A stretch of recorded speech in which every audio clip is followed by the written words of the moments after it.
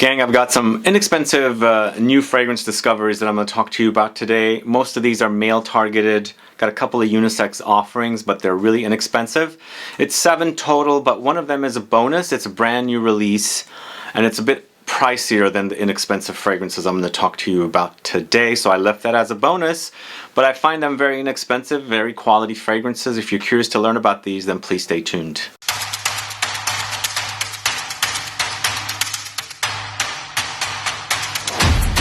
Thanks so much for tuning in. This is Sebastian. Yeah, today we're talking about some budget fragrances, inexpensive fragrances. I've got all kinds of different prices. Some suggested retail that are very inexpensive, some on sale at the discounters, very, very inexpensive. But these are all fragrances that I've tested and I've approved and I like. I think these are also perfect for gift giving. Holidays are just around the corner. And a lot of these fragrances I've already bought several bottles of to have on hand. And so when I have a friend or relative come and I want to give them a gift of a fragrance, I generally give them inexpensive fragrances because most of the time I don't know what their tastes will be or if they'll like it, but at least I'll get something quality that smells great, and if they don't like it, they can pass it on. So 7 inexpensive or budget fragrances for you that you can wear in the autumn or winter or any time of the year. Before I get to the fragrances though, if this is your first time tuning into this channel and you haven't subscribed, please click the subscribe button below and also click the bell so you'll be notified for future videos and giveaways. Let's go ahead and get started. The first one I actually already did a video on. If you've already gotten your bottle, do let me know, put a comment down. I know some of you might not like this one, and again I should also stress you're not going to like every single fragrance I recommend on the channel, so you're taking a risk. If you can get a chance to sample it prior, please do. But we're going to start off with this one, Black Steel by Victorinox. This was a discovery recently, and I feel like it's great smell for what you get. It's an eau de toilette, it's not very intense, and I feel like it'll make for a great wearing experience all year round, but for me, I find it to be a great autumn fragrance. Currently, at the discounters, it's 20 bucks. I have a link to Fragrance X below, so get it while supplies last. Somebody told me that it ran out and they put more stock, and I actually was notified by Fragrance X that we're running out as well, so I don't know how long it'll last, and hopefully by the time this video airs it'll still be selling. But this is all about black pepper, ginger, Swiss larch accord, leather, smoky pine, almond accord. And as I mentioned in my review, I don't get much almond here. For me, it dries down to be an amber, and not a very thick, heavy amber. It's an eau de toilette. It doesn't have the best longevity, but it's a 20-buck fragrance, so I think it totally does the job or delivers for that price. Suggested retail is at 85, so it's really, really heavily discounted, and I approve of it, and I feel like it's perfect to wear in the autumn. You can probably get away with wearing it in the spring and summer as well. It's not like overwhelming, but it does become an amber. You do experience the pepperiness, the gingery spiciness, and of course the piney touches in here as well. So Black Steel by Victorinox is the first fragrance. I have links to every single fragrance you can buy. So check them out if you like the sound of them. Next, I'm talking about a fragrance from ZARA. I don't know the year of this particular fragrance, and the year of the Victorinox I don't know either, but probably it's fairly new. This one I feel like is also fairly new. It's ZARA For Him Red Edition. The way I discovered this fragrance was I got into a taxi in Paris, and the taxi driver was young, and he helped with suitcases, and he put it in. And as he was helping with suitcases, guess what I smelled? His fragrance. And I was really like intoxicated. I really liked the way he smelled. And then we got into the car, and the car even smelled more. So I asked him, I said, what are you wearing for fragrance? Thankfully he understood. And he said it's a cheapie. He actually had the fragrance. He pulled it out, and it was this one.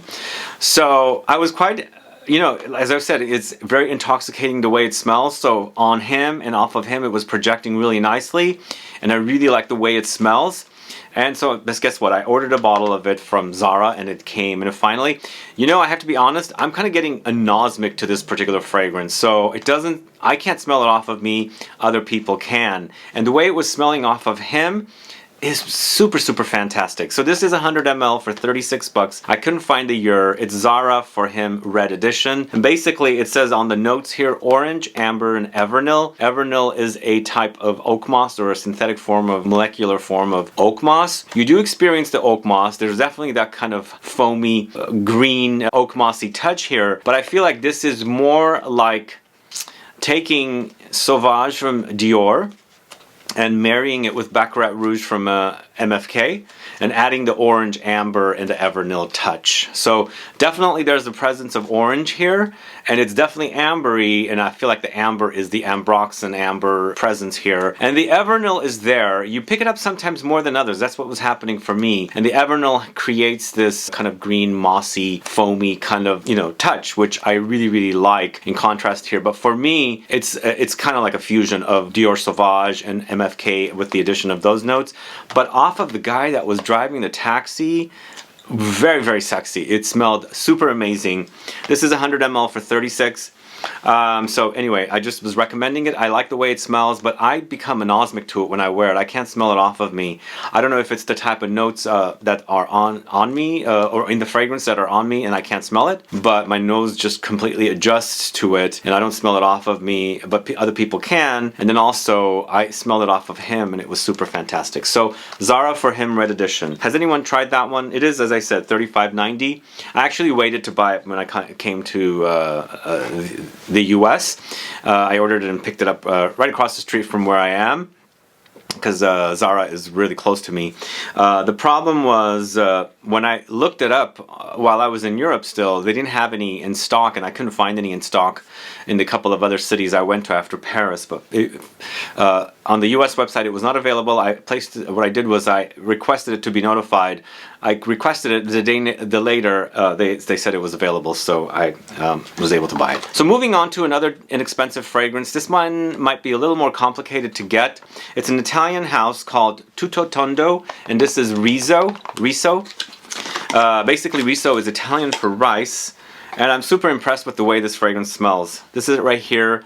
You can buy it at 50 ml. It's an Italian perfume shop that ships to the States. I bought from there. I've actually met the owner in Italy. It's 50 ml, the store, and this is selling for $42, but you're probably going to be faced with shipping fees unless you can find a few other fragrances. Maybe it might be less expensive to ship from there, but it's a great and expensive fragrance. This one is a unisex. The previous two were male targeted, and this one for me is all about rice, vanilla, musk, and amber. But I feel like when I wear it also there's some bright freshness around it that actually smells so fantastic. It's super powdery though. The rice note makes for a powdery touch and a bit savory, or not vegetal but not sweet savoriness in here. But for me, I find lots of sweetness in this. It's quite sweet and balanced with that savory touch of the rice, but uber powdery. It might smell a bit like makeup, but more like I said, savory powder form, but it's quite delicious, and I really, really liked it, and I fell in love with this particular fragrance, so I had to have it.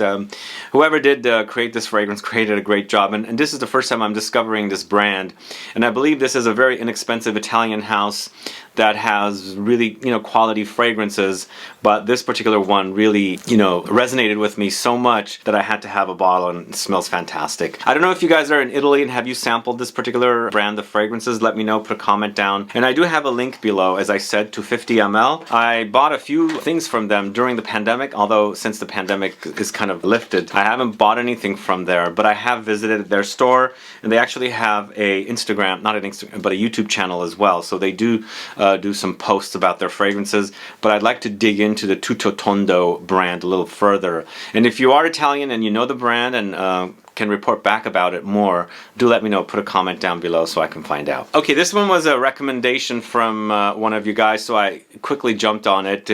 I was recommended this as an alternative to YSL's Tuxedo or Mustache from Rocha. This is Maison Alhambra Kismet. I have to be honest, when I buy inexpensive fragrances, I also don't want to get these big presentations, so I'm a little disappointed. It's just, I'm kind of running out of space here, and there's just way too much presentation, and I really love the presentation for this. It's nice and tight and compact and small. Same with this one, but the Kismet is just too big. It's not a luxury fragrance, so I don't care for the presentation. But then again, some of you might. It's just my opinion. I don't need to receive those big presentations. Here's the bottle for Kismet, and I agree, it's very similar to Tuxedo or Mustache.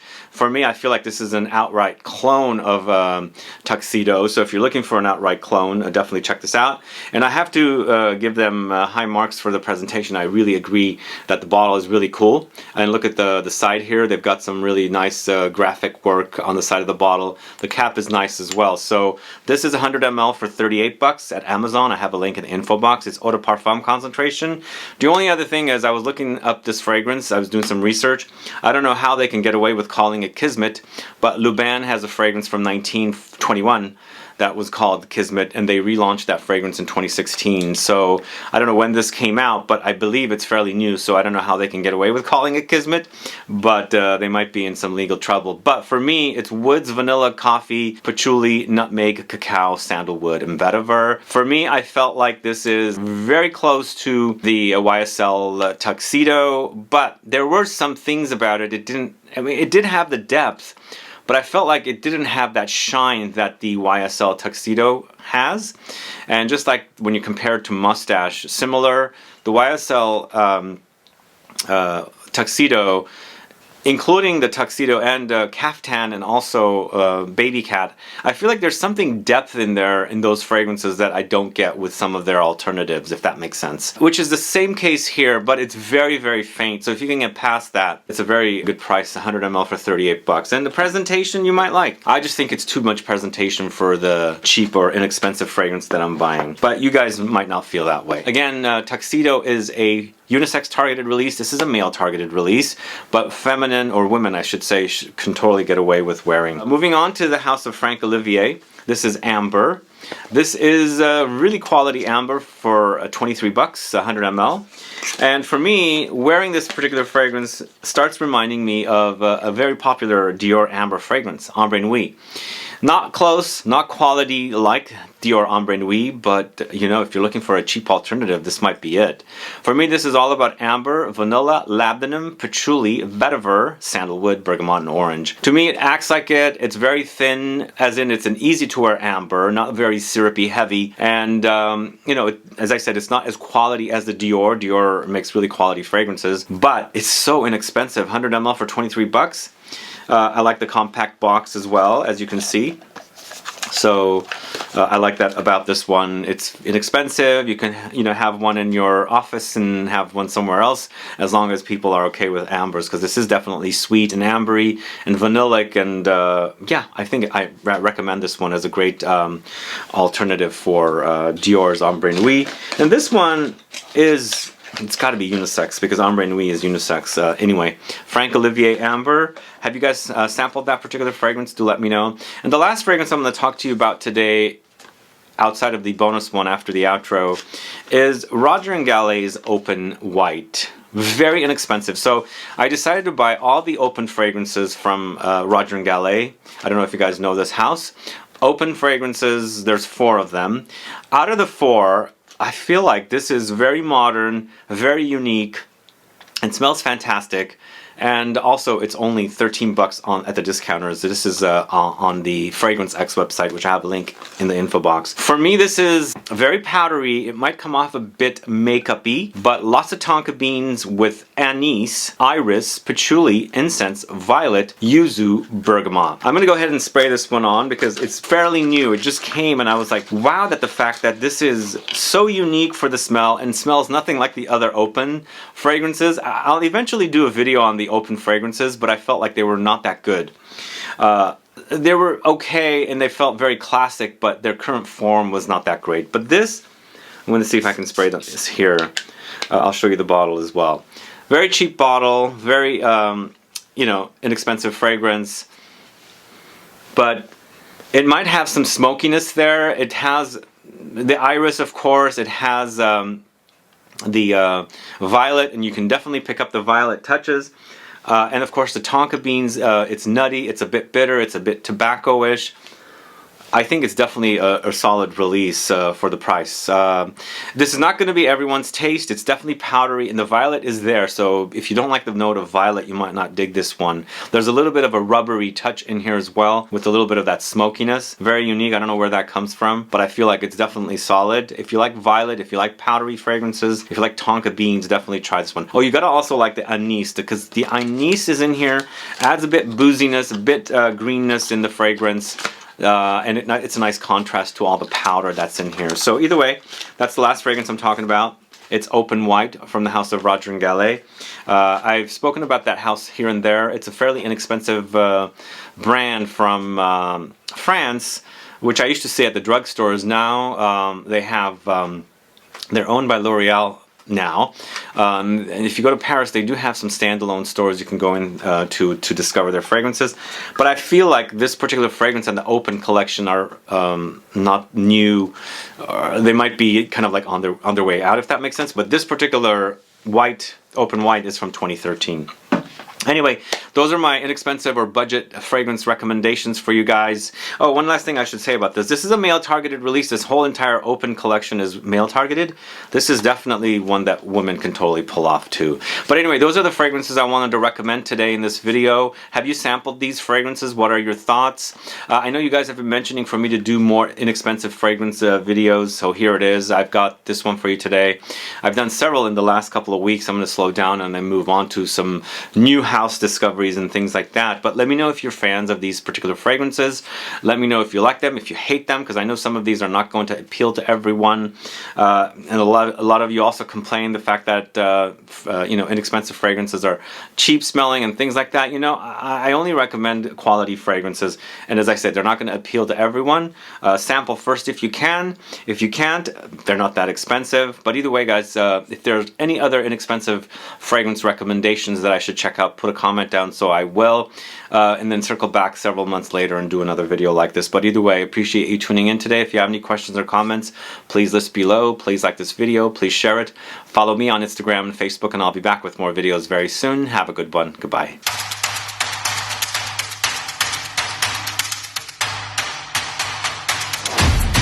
The bonus fragrance I'm going to talk to you about today is from the house, the California house that used to be out of San Francisco and they moved to San Diego, is Guy Fawkes. And this is the latest fragrance called Nelson. I'll show you about this one.